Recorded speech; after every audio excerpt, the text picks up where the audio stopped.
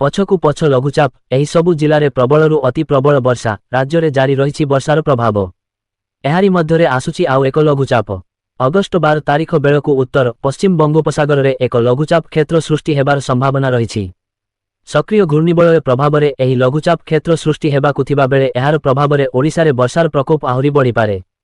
ବର୍ତ୍ତମାନ ଉତ୍ତର ପଶ୍ଚିମ ବଙ୍ଗୋପସାଗର ଓ ଏହାର ଆଖପାଖ ଅଞ୍ଚଳରେ ସକ୍ରିୟ ଘୂର୍ଣ୍ଣିବଳୟ ରହିଛି। ଏହି ଘୂର୍ଣ୍ଣିବଳୟ ଆହୁରି ଘନୀଭୂତ ହେବା ସହ ସମୁଦ୍ର ପତ୍ତନଠାରୁ ପ୍ରାୟ 7-6 କିଲୋମିଟର ଉଚ୍ଚତା ପର୍ଯ୍ୟନ୍ତ ବ୍ୟାପିଛି। ଏହାର ପ୍ରଭାବରେ ଆସନ୍ତା 12 ତାରିଖ ବେଳକୁ ଲଘୁଚାପ କ୍ଷେତ୍ର ସୃଷ୍ଟି ହେବାର ଆକଳନ କରାଯାଉଛି। ଆସନ୍ତା 24 ଘଣ୍ଟା ପାଇଁ ସମଗ୍ର ଓଡ଼ିଶାକୁ ଜେଲୋ ୱାର୍ଣ୍ଣିଂ ଜାରି କରାଯାଇଛି। ଟି ଜିଲ୍ଲାକୁ ବାଦ୍ ଦେଲେ ଅନ୍ୟ ସମସ୍ତ ଜିଲ୍ଲାରେ ପ୍ରବଳରୁ ଅତି ପ୍ରବଳ ବର୍ଷା ନେଇ ସତର୍କ ସୂଚନା ଦିଆଯାଇଛି। ଲଘୁଚାପ ପ୍ରଭାବରେ ରାଜ୍ୟରେ ବର୍ଷାର ପରିମାଣ ଆହୁରି ବଢ଼ିପାରେ। 80ତମ ସ୍ୱାଧୀନତା ଦିବସ ଲାଲକିଲ୍ଲାରୁ ପ୍ରଥମ ଥର ଗାନ ହେବ ବନ୍ଦେ ମାତରମ୍। ଦେଶର ତମ ସ୍ୱାଧୀନତା ଦିବସ ଅବସରରେ ଚଳିତ ବର୍ଷ ଏକ ଐତିହାସିକ ଘଟଣା ଦେଖିବ ଦେଶ। ଅଗଷ୍ଟରେ ଦିଲ୍ଲୀର ଲାଲକିଲ୍ଲା ପ୍ରାଚୀରରୁ ପ୍ରଥମ ଥର ପାଇଁ ଜାତୀୟ ଗୀତ ବନ୍ଦେ ମାତରମ୍ ଗାନ କରାଯିବ। ପ୍ରଧାନମନ୍ତ୍ରୀ ନରେନ୍ଦ୍ର ମୋଦିଙ୍କ ନେତୃତ୍ୱରେ ହେବାକୁ ଥିବା ସ୍ୱାଧୀନତା ଦିବସ ସମାରୋହରେ ସେ ଜାତୀୟ ପତାକା ଉତ୍ତୋଳନ କରିବା ସହ ଦେଶବାସୀଙ୍କୁ ସମ୍ବୋଧିତ କରିବେ। ପ୍ରତିରକ୍ଷା ମନ୍ତ୍ରଣାଳୟର ବିବୃତ୍ତିରେ ଏହି ସୂଚନା ଦିଆଯାଇଛି। ଚଳିତ ବର୍ଷର ଆୟୋଜନର ଆଉ ଏକ ବିଶେଷତ୍ୱ ହେଉଛି ବନ୍ଦେ ମାତରମ୍ ର 150 ବର୍ଷ ପୂର୍ତ୍ତି। 1875 ମସିହାରେ ବଙ୍କିମଚନ୍ଦ୍ର ଚଟ୍ଟୋପାଧ୍ୟାୟ ଏହି ଗୀତ ରଚନା କରିଥିଲେ।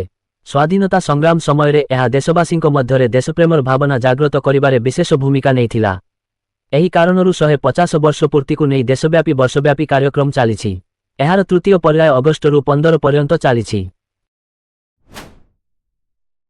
ଶକ୍ତିଶାଳୀ ଭୂକମ୍ପ ଅନୁଭୂତ ଭୟରେ ଘର ଛାଡ଼ି ପଳାଇଲେ ଲୋକେ ପଶ୍ଚିମ କୋଲମ୍ବିଆରେ ଏକ ଶକ୍ତିଶାଳୀ ଭୂକମ୍ପ ଅନୁଭୂତ ହୋଇଛି। ଏହା 7.6 ତୀବ୍ରତାର ଏହି ଭୂକମ୍ପ ଯୋଗୁଁ ଆମେରିକୀୟ ଦେଶ କୋଲମ୍ବିଆ ଏବଂ ଏହାର ପଡ଼ୋଶୀ ଇକ୍ୱେଡୋର ଥରିଉଠିଥିବା ବେଳେ ଭୟଭୀତ ଲୋକେ ନିଜ ନିଜ ଘର ଛାଡ଼ି ପଳାଇ ଆସିବାକୁ ବାଧ୍ୟ ହୋଇଛନ୍ତି। ଆମେରିକୀୟ ଭୂତତ୍ତ୍ୱ ସର୍ବେକ୍ଷଣ ଏବଂ କୋଲମ୍ବିଆର ସମକକ୍ଷ ସଂସ୍ଥାର ରିପୋର୍ଟ ଅନୁଯାୟୀ ଏହି ଭୂକମ୍ପର କେନ୍ଦ୍ରସ୍ଥଳ କୋଲମ୍ବିଆର ରାଜଧାନୀ ବୋଗୋଟାରୁ ପ୍ରାୟ 250 ପଶ୍ଚିମରେ ଅବସ୍ଥିତ ଚୋକୋ ଅଞ୍ଚଳର ଏକ ପୌରପାଳିକାରେ ଥିଲା। କହିଛି ଯେ ଏହା ଭୂପୃଷ୍ଠଠାରୁ 66-107 କି.ମି. ଗଭୀରତାରେ ସୃଷ୍ଟି ହୋଇଥିଲା। ଚୋକୋର ଗଭର୍ଣ୍ଣର ନୁବିଆ କୋର୍ଡୋବା ସୋସିଆଲ ମିଡିଆରେ ଜଣାଇଛନ୍ତି ଯେ ଆଞ୍ଚଳିକ ରାଜଧାନୀରେ କିଛି ଲୋକ ଆହତ ହୋଇଛନ୍ତି ଏବଂ କୋଠାଗୁଡ଼ିକର ବହୁତ କ୍ଷୟକ୍ଷତି ହୋଇଛି। କିନ୍ତୁ ସେ ଅଧିକ ବିବରଣୀ ପ୍ରଦାନ କରିନାହାନ୍ତି। ଗତ ଜୁନ ଶେଷ ଭାଗରେ ଭେନେଜୁଏଲାରେ କ୍ରମାଗତ ଭାବେ ଘଟିଥିବା 7.2 ଏବଂ 7.5 ତୀବ୍ରତାର ଦୁଇଟି ଭୂକମ୍ପ ପରେ ଏହା ପୁଣି ଏକ ବଡ଼ ଭୂକମ୍ପ। ଏଗ୍ରିଷ୍ଟେକ୍ ପାଇଁ ଚାଷୀଙ୍କ ପାଖକୁ ଯାଇ ପଞ୍ଜୀକରଣ କରିବେ ସରକାରୀ ଅଧିକାରୀ। ରାଜ୍ୟର ଚାଷୀଙ୍କୁ ଏବେ ମିଳିବ ଏକ ନୂଆ ପରିଚୟ। ଆଧାର କାର୍ଡ ଭଳି ପ୍ରତ୍ୟେକ ଚାଷୀଙ୍କ ପାଇଁ ଏକ ସ୍ୱତନ୍ତ୍ର ଏଗ୍ରିଷ୍ଟେକ୍ ପ୍ରସ୍ତୁତ କରିବାକୁ ସରକାର ଅଣ୍ଟା ଭିଡ଼ିଛନ୍ତି। ଏହି ପରିଚୟ ପତ୍ର ମାଧ୍ୟମରେ ଚାଷୀମାନେ ସରକାରୀ ସୁବିଧା ସୁଗମରେ ପାଇପାରିବେ। ଏହି ପଞ୍ଜୀକରଣ ପ୍ରକ୍ରିୟା ବିଭିନ୍ନ ସମବାୟ ସମିତି ବା ସୋସାଇଟିରେ କରାଯାଉଛି। ତେବେ ଯେଉଁ ଚାଷୀମାନେ କୌଣସି କାରଣବଶତଃ ସମବାୟ ସଂସ୍ଥାକୁ ଆସିପାରିବେ ନାହିଁ ସେମାନଙ୍କ ପାଇଁ ସରକାରୀ ଅଧିକାରୀମାନେ ନିଜେ ଚାଷୀଙ୍କ ପାଖକୁ ଯାଇ ପଞ୍ଜୀକରଣ କରିବେ ବୋଲି ସରକାର ନିଷ୍ପତ୍ତି ନେଇଛନ୍ତି। ଏହି କାର୍ଯ୍ୟକ୍ରମକୁ ସଫଳ କରିବା ପାଇଁ କୃଷି ରାଜସ୍ୱ ଓ ସମବାୟ ବିଭାଗର ଅଧିକାରୀମାନେ ମିଳିତ ଭାବେ ସାହାଯ୍ୟ କରିବେ। ଏନେଇ ଆଜି ଏକ ଗୁରୁତ୍ୱପୂର୍ଣ୍ଣ ଆନ୍ତଃ ମନ୍ତ୍ରିସ୍ତରୀୟ ବୈଠକ ଅନୁଷ୍ଠିତ ହୋଇଯାଇଛି। ଏହି ବୈଠକରେ କୃଷି ସମବାୟ ରାଜସ୍ୱ ଏବଂ ଯୋଗାଣ ବିଭାଗର ମନ୍ତ୍ରୀ ଓ ବରିଷ୍ଠ ଅଧିକାରୀମାନେ ଉପସ୍ଥିତ ରହି ପଞ୍ଜୀକରଣ ପ୍ରକ୍ରିୟାକୁ କିପରି ସରଳ କରାଯାଇପାରିବ ସେ ନେଇ ଆଲୋଚନା କରିଛନ୍ତି।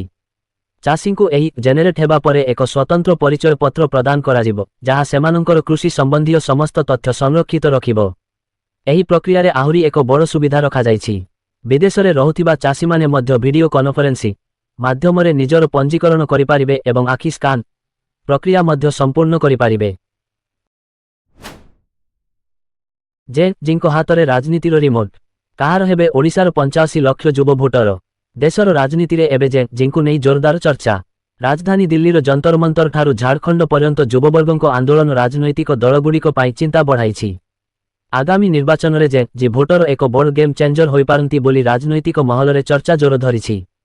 ଏହି କାରଣରୁ ଯୁବବର୍ଗଙ୍କ ଆନ୍ଦୋଳନକୁ କେବଳ ପ୍ରତିରୋଧ କରିବା ନୁହେଁ ବରଂ ସେମାନଙ୍କ ମନ ଜିତିବାକୁ ରାଜନୈତିକ ଦଳଗୁଡ଼ିକ ରଣନୀତି ପ୍ରସ୍ତୁତ କରୁଥିବା ଦେଖାଯାଉଛି। ଜେଙ୍କ ଆନ୍ଦୋଳନର ଶୈଳୀ ସ୍ଲୋଗାନ ଏବଂ ସାମାଜିକ ଗଣମାଧ୍ୟମରେ ଅଭିଯାନ ଏବେ ଜାତୀୟ ରାଜନୀତିର ଚର୍ଚ୍ଚାର ବିଷୟ ପାଲଟିଛି। ସହରରୁ ଗାଁ ପର୍ଯ୍ୟନ୍ତ ଯୁବବର୍ଗଙ୍କ ସକ୍ରିୟତା ରାଜନୈତିକ ସମୀକରଣକୁ ପ୍ରଭାବିତ କରିପାରେ ବୋଲି ଆକଳନ ହେଉଛି।